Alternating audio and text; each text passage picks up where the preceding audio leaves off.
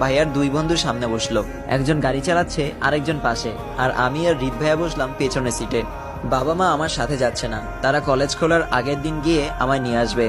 এখন এই কয়েকদিনের জন্য পাঠাচ্ছে যাতে শ্বশুরবাড়িটা একটু ভালো করে দেখে বুঝে বাড়ির সাথে পরিচিত হয়ে আসতে পারি। এরপর আমার এক্সাম শেষে তখন অনুষ্ঠান করে তুলে নিয়ে আসবে।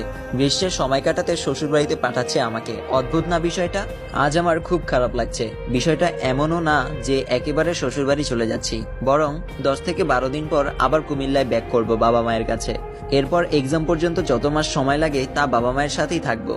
তবুও কেন যেন মনে হচ্ছে আমি আমার বাবা মাকে ছেড়ে অনেক দূরে সরে যাচ্ছি। বাবা মায়ের সাথে আমার অনেক দূরত্ব বেড়ে যাচ্ছে। এই তো আর কয়েকটা মাস, বাবা মায়ের থেকে সত্যি অনেক দূরে হারিয়ে যাব। আমার বিয়ে হয়ে গেছে এটা ভাবতেই বুকটা কেমন যেন করছে।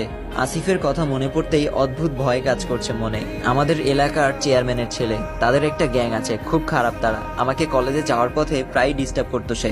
এটাও বলে